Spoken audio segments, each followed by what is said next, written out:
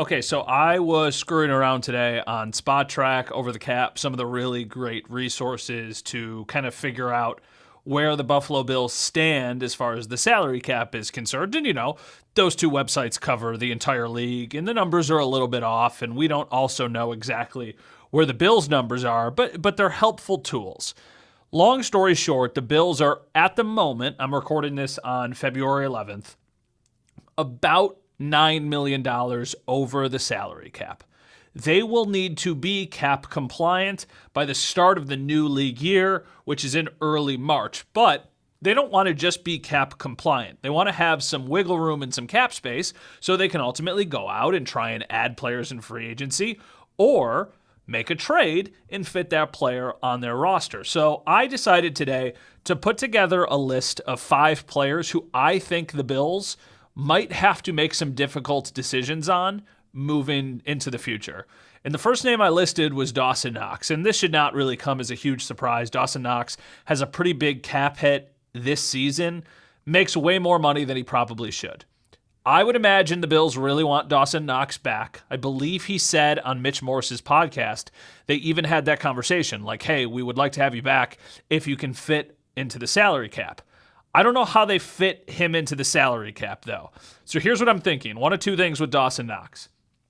Either they ask him to just straight up take a pay cut, which is what they did with Matt Milano last year, or they try and give him a contract extension that would make this year a much more manageable contract. And I know for a fact Dawson Knox wants to stay in Buffalo. He has told me several times he wants to play his entire career in Buffalo. He's got a family. He has a new child, only a couple months old. I would imagine he doesn't want to pick up and uproot his life to a different city. So Dawson Knox is a name to watch because I think we might hear some clarity there. The other name I have listed here is Curtis Samuel. I think this is the easiest one on the list to predict. I think the Bills will cut Curtis Samuel because I think they need to save that money and use it elsewhere. If they cut Curtis Samuel, I believe they save about $6 million. Once again, the math could be a little off there. Ty Johnson, the Bills running back, is another name that I wrote down here. I wrote down Ty Johnson's name not because I think the Bills are a better team without him. I think he's a very valuable player. But I think they're going to have to make some difficult decisions. And with that position particularly, they also have Ray Davis on a very cost-controlled rookie contract, and I know it's not a perfect apple to apple.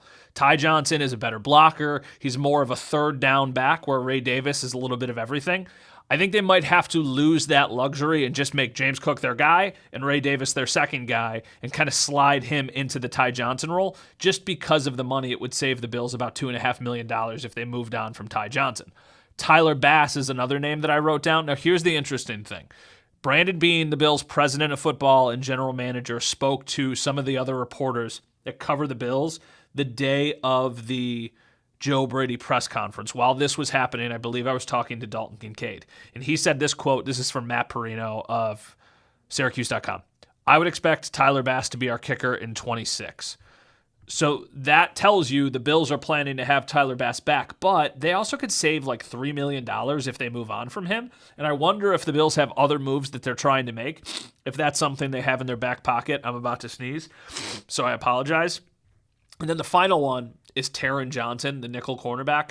With Jim Leonhard getting hired, I wonder how much the Bills are going to value having a very expensive and very good, but very expensive nickel cornerback like Taron Johnson.